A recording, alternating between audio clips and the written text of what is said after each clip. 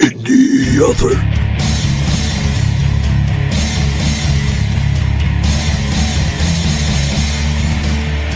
In the other.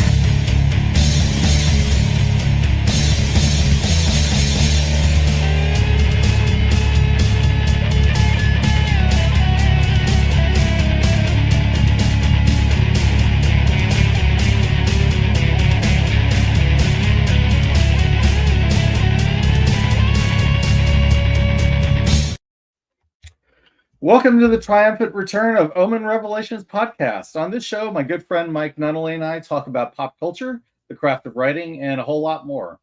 So on today's episode, we're going to talk about The Dread, which is Mike's first novel out of Revelation Publications. You may have seen it in the intro. So before we dive too deep with The Dread, let's talk about, Mike, why you decided to write a novella. Up until now, your focus has been on writing comics. I mean, especially series like The Omen, Gallowsman, and Satyr. So what drew you to finally diving into prose? Well, I love comics, and I always will. I wrote my first comic when I was 12 years old. It was extremely derivative, but I think the point still remains. Quite frankly, they cost more money than I have to make, and I just couldn't sustain it. It doesn't help that I'm not much of a salesman, but I still had several stories that I wanted to tell, and prose was the cheapest option, and one I was familiar with, as creative writing was something that I had studied at Eugene Bible College in Oregon. So I transitioned to prose to get my stories out there in an affordable manner and in a format that I was already familiar with. In fact, The Dread was originally going to be a comic book. The picture on the cover of the book was originally the naked first page of the comic, with the Dread logo put on it instead. The art, by the way, was done by the extremely talented Brian Wilson. If you're watching this, buddy, thanks again. But that makes this The Dread my first published prose and my first public comics to prose transition. And that is an achievement. I mean, it is a really great cover, and I think Brian did a really fine job on it.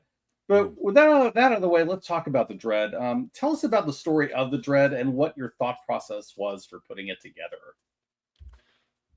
As far as my thought process for putting it together, I was asked about writing a sci-fi story by our mutual friend David Howard, and I thought about it for a bit. Then one day, while doing a Blade Runner marathon after reading Frank Miller's Sin City, I was inspired to write a detective story in a sci-fi cyberpunk setting. I found further inspiration in movies like Seven, Total Recall, Identity, and The Conjuring 2. Then I added psychological horror and existential dread to this strange brew of influences with my knowledge of demonology and existential philosophy, mixed with H.P. Lovecraft's Call of Cthulhu from 1928, which is in public domain. But this dark, genre-bending amalgamation needed a unique set of detectives to fit the bill. Not just your typical hard-boiled detective or detectives would do. Enter Detective John Pierson and Detective Alan McCullough. Pierson is a tough guy with an ear to the streets who buries his existential doubts under grit. But internally, he's also contemplative and well-read, classically self-educated in science, mythology, and philosophy. But now he finds himself the prime suspect in a serial homicide case. His partner, Alan McCullough, is a pragmatic, tech-savvy ex-military man who is bound by law and honor on a space station teetering on chaos. Together, they make a great team, forged in the fire of some of New Earth Space Station's darkest cases. But that was the past. Now McCullough races to help Pierson prove his innocence before it's too late. That was a really great list of movies and influences there, and I can definitely see how they all came in. Anyway, I'm glad you brought up those characters because they're really the focal point of The Dread. It seems to me that the core of the story beyond Pierson's inner dread, hence the title, is the relationship between Pierson and his partner, Alan McCullough. They're partners working on the Purity Killer case together, but there's also this found family aspect to them too. Can you talk a bit about that, how their relationship developed, and what is it that makes McCullough such an important character in Pierson's life? Sure. John Pierson has serious issues with trusting anyone. But when he got promoted to detective and he and McCullough were assigned together, he knew how close they had to be to work well with each other as partners and to keep one another alive in the field. So, despite his every instinct, he opened up to McCullough a little bit at a time until he learned that he could trust him over the process of about a year. He and McCullough were different people, and it took time and adjustment on both sides. I kind of imagine it like Brad Pitt and Morgan Freeman from Seven, but if Somerset wasn't retiring and he and Mills met each other early on. That's awesome. I've definitely got the Pitt and Freeman vibe while reading the book. I mean, to be honest, I kept reading McCullough's lines in Morgan Freeman's voice the whole time. That is awesome. As far as their relationship goes, however, they say that anything with true value involves struggle to achieve. This is because it means more to us when we work hard to get it. McCullough is so important to Pierson and vice versa because they have a mutual respect for one another and what they bring to the table. That's the reason they refer to each other by their rank of detective. Yes, they are close, but that respect that laid the foundation of their relationship is right out in the forefront. That bond made all the stronger by both of them having saved one another's lives multiple times. But more than that, they both put time and effort into having a close relationship. And now that friendship has become more like a brotherhood. Yeah, Pierson and McCullough do come across as a fire-forward and tested brothers on the force. I mean, though, for McCullough, I imagine his military background probably affects how he looks at Pierson, too. Very much a brand of brothers type of thing. Oh, absolutely. Absolutely. Pierson and McCullough have spent 5 years together in the metaphorical trenches. They have depended on one another for survival, solving the cases, and they fought their way, both figuratively and literally, through impossible odds at times to do so. That created a bond between them closer than most friendships, which is why I do call them brothers. That definitely shows, though the novella shows some stark differences between them two. Case in point, the Dread plays a lot with perspective. There are two primary viewpoint characters, Pierson and McCullough. There are also time shifts that we're dealing with. Pierson tends to describe what's going on in the moment as things are happening, while McCullough is at the end of the story, kind of looking back on events that have already happened. Do you mind talking about the process of setting up those viewpoints and why you ultimately took that approach in the novella? I can do that. I chose the first person for Pierson because it fits the hard-boiled archetype and because I like how first person can draw the reader into what the characters are experiencing as if they are experiencing it themselves because of the first person perspective. Using the first person phrase, I feel like, is more powerful than the disconnected third person phrase, he felt like. On a subtle and not so subtle level, first person connects the reader to the thoughts and emotions a character has in a more personal way than saying it in third person. How another person feels and empathizing without all of the internal elements. As for the time shifts between Pierson and McCullough, that was all about story structure and reveal. There were things that McCullough was going through during that time that would have broken the flow and muddled the moments if I had added them in that moment.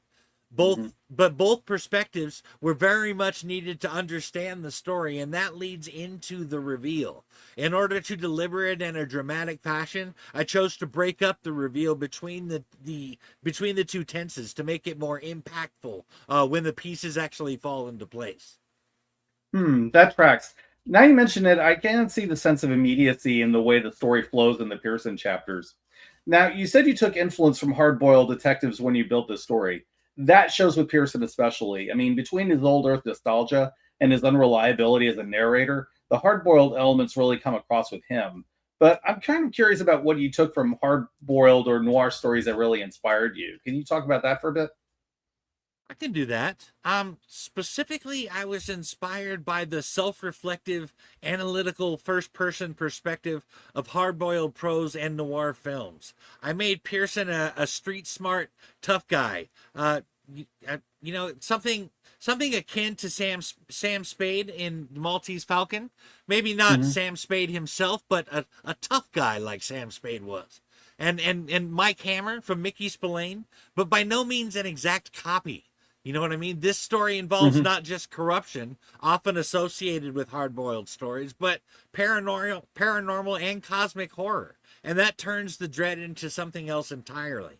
The idea of Pierson's nostalgia for old Earth was actually inspired by Del Spooner in the I, Robot movie, which ironically his character wasn't even in the book, but that character still inspired me. But those are the elements I took specifically. I have to go back and watch that movie again. But anyway, I'll be honest. Pierson never came across as being that much like Spade to me, especially with his inner demons that he struggles with. I mean, I can't see the influence, though, and where that came about. Anyway, let's get into the world of the dread. I'll admit I contributed a tiny amount to it with the idea of the shockwave, and I can talk about that in a bit if you'd like. But taking a step back, I'd like to get into how you brought this world together. Even when it seems like background, New Earth feels like a believable society and a way that the future could unfold, potentially. In many ways, it's the flaws of New Earth as a society that poke and prod at Pierson's screwed up mental state and contributes to McCullough's own problems. How did the world building come together for you, and how did you tie it into the lives of these characters? Well, the dread takes place on the newer space station in 2587 CE. The space station is positioned between old Earth and Mars. In the 23rd century, several countries aligned with one another under two concepts. One, humanity. No more geographical or political or agendas dividing them. Two, building the newer space station between Earth and Mars as a means of creating a utopia. Old Earth was eventually irradiated by the last Earth War, leaving only a few livable spots for the mutants that remained to live. Then a shockwave from the distant supernova decimated the surface of the planet, and the mutants from old Earth came to live on the newer space station. But they are forced to live in the lower levels of the space station, where life is miserable, oppressive, and chaotic the further down you go. Class warfare and domestic terrorism are common occurrences, showing us just how far the people of the newer space station have fallen since the days of their founders. Plus, they are not the only humans in the solar system. There are humans living in colonies with their own constitutions, governments, and laws on Jupiter's icy giant moon Ganymede and in the asteroid belt. As far as tying my characters into this world, that is almost backwards. I created the world first in intricate detail, delving into how the space station itself would function and how closely they could get it to resemble life on Earth, like 24-hour days and 365.25 days in a year. I put together how humanity would harness solar winds and solar energy, grow agriculture, deal with waste, what tech would be in the world, how they would enforce laws and run its government, everything. Steve, you saw a portion of these world-building notes when you read the comic script that I wrote and could testify to the intricate detail I put into it. Pierson and McCullough came second. Their personality types were pre-made, but written to fit into the universe I created as a product of that world. I have found that it is best to have an established world for fictional works. When I say established world, I mean that if I want my readers to be immersed in the world, I must create an immersive, lived-in world for my characters to be in. And this was actually inspired by Tolkien. I don't write like Tolkien, but I world build like Tolkien. Tolkien built an entire universe and then put a story inside of it, and that's kind of how I went about it with Dread. But you are right when you say that I used the Shockwave event from our co-written Shockwave universe you created. However, I think I managed to alter the effects enough to make the idea my own in the Dread. But you did mention being willing to talk about that a bit. What do you think? Sure. Although the idea has evolved a lot from its original form, first I'll go into my original thought process, and then I'll ask about your additions and how you made the Shockwave your own, because you're absolutely right about that. It is a very different thing that you made out of it, so I think it's really cool. Anyway, the original idea goes back quite a few years.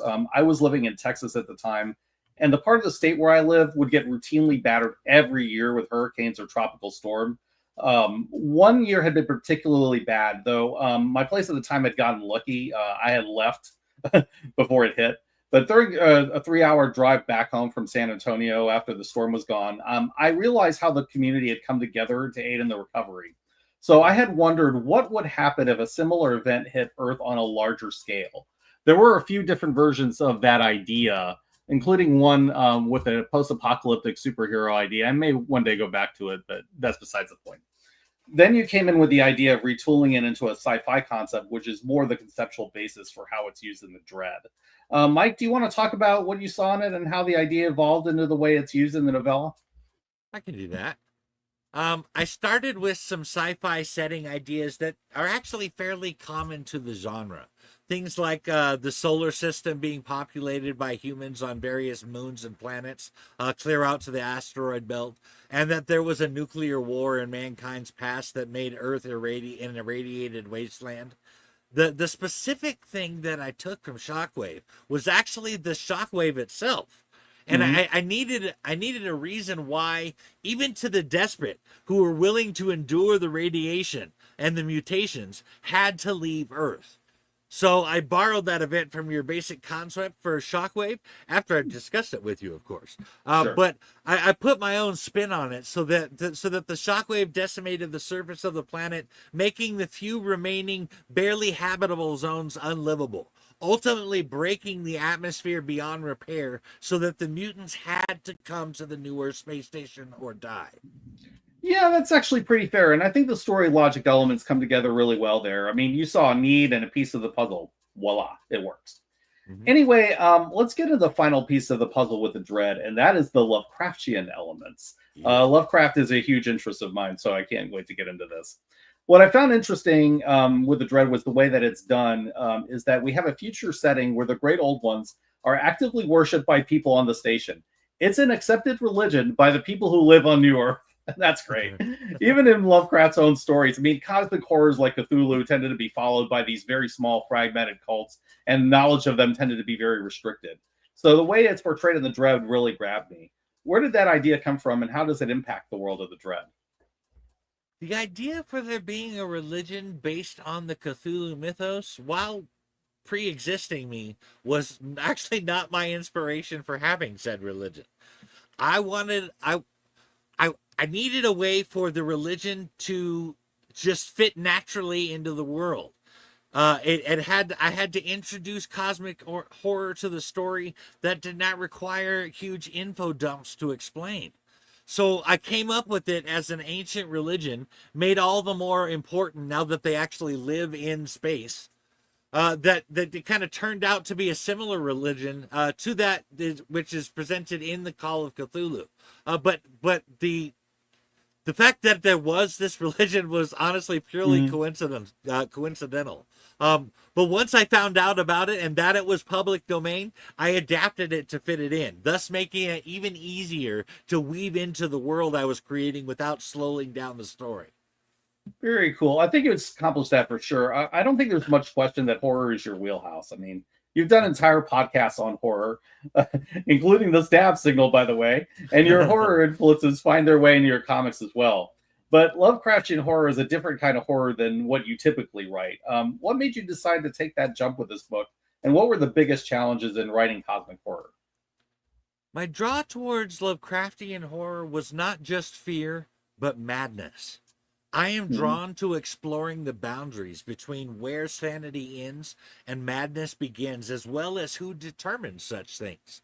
You may think you know the answer to that query, that what is crazy would be obvious and reason would be plain to see. But when fear comes into play, especially the fear of the unknown, your own mind works against you. Now you're not just battling what you're afraid of externally, but your own thoughts work against your rational mind. That blend of fear and madness is how they feed off of each other is a type of horror I had not yet explored. And the more I learned about it, the more I liked it. I knew that I wanted to add not just horror, but this particular blend to the story. I think that absolutely makes sense. It was what Lovecraft was probably going for. In fact, I think he made his position on that clear in the first paragraph of Call of Cthulhu. Quote, "The most merciful thing in the world, I think, is the inability of the human mind to correlate all its contents. We live on a placid island of ignorance in the middle of black seas of infinity, and it was not meant that we should voyage far. The sciences, each straining in its own direction, have hitherto harmed us little, but someday the piercing together of disassociated knowledge will open up such terrifying vistas of reality and of our prideful position therein, that we shall either go mad from the revelation or flee from the deadly light into the peace and safety of a new dark age, unquote. Nice. As Lovecraft probably saw it, true understanding brings madness because understanding is so horrific and beyond the human mind that we just would not be able to handle it. It may even be that this horrific understanding that creates the kind of monsters that roam in his stories. I mean, if you read Shadow of Innsmouth, that comes across. The knowledge in Lovecraftian lore is forbidden, and it's forbidden for a reason. Both because of the power that mortals can't handle and because of too much of the wrong knowledge can make a monster of anyone who opens the wrong book or makes the wrong discovery. Speaking of wrong books, though, Mike, I think you had more to add. Absolutely. But first, let me say that was a very well-chosen passage. I like that. Mm-hmm. The biggest challenge with Lovecraftian horror for me is finding out what is public domain, as I cannot afford to license it. I'll be honest and say that the original draft of the Dread contained a lot more Lovecraftian gods and elements blended in it, and it was hard to let that stuff go. I had really become attached to what they added to the story, and yeah, that was just difficult for me.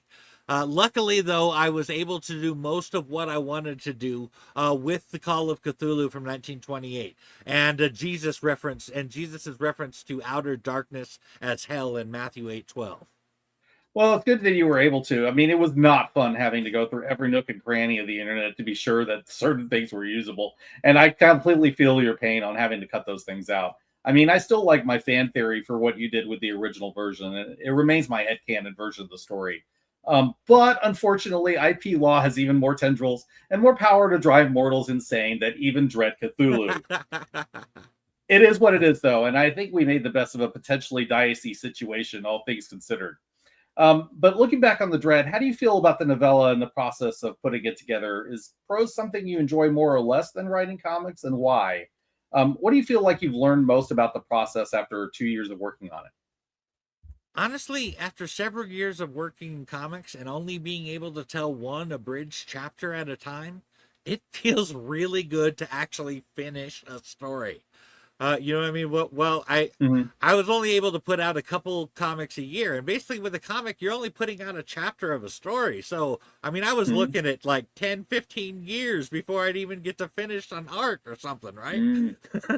So while I love the medium of comics and enjoyed writing them when I did, I think that I'm better suited to prose. Not only does it cost phenomenally less to produce, I found that I am more comfortable writing prose over the last 2 years. Like, I have found the format I am meant to tell stories in.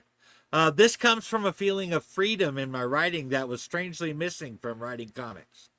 I'm glad you mentioned that because we started on opposite poles from each other. I learned to write prose before I ever seriously started writing comics, so I was curious to see it from the other end. But yeah, prose gives you a bigger budget than even comics does, and you can take a deeper look at your characters internally depending on how you choose to approach it. I mean, what you write is purely your own vision as opposed to what you've created being filtered through the lens of an artist and how they portray it on the page. Now, keep in mind, both approaches are really fun to play with, and I don't want to take away from either. I mean, they're just two very different things. They're very different mediums, and they have different strengths. But without getting into spoilers, I still feel like there's a lot to say about the setting of New Earth. There's room for plenty of different stories in a noirish future world like this one. Do you have any plans to come back and revisit it, either to revisit the Dread characters or to tell another story altogether? What are you up to from here? Well, I agree that the newer space station and the universe it's in has room for more stories, and I appreciate you saying that. But I mean, I have no current plans of going back to the newer space station. As I've said what I need to say about it. You know, I had the one story that I wanted to say, and I don't know. I feel like like I said, yeah, I said what I came to say about it. If I come back to it at all, it will be to turn it into a movie or a TV script if I get a deal. As for what I am up to, I am currently 7 chapters into my superhero horror called Omenverse Book 1, Omen, and 5 chapters into my Viking horror called Satyr right now. And the Omenverse has other books coming too, like The Gallowsman, White Druid of Michael Nero, and Dragon Girl Albino Warrior. Also, I am in the middle of finding a producer to make The Dread into an audiobook on Audible through ACX. There is a link tree in the description that has links to where you can see my author bio on Idiosyncrasy and get The Dread on Kindle for $4.99, digitally from Any One World for $5, plus where you can pick up the paperback for $9.99 and the hardcover copy for $17.99 on Amazon. Oh, that sounds great. And I'm looking forward to seeing how the Omenverse turns out with you. But with that, we're going to have to bring this episode of ORP to a close. Thank you, everyone, for listening, and we invite you to please check out all the other shows that we've done. So until next time, thanks for hanging with us, and thanks to all our supporters for making this podcast possible.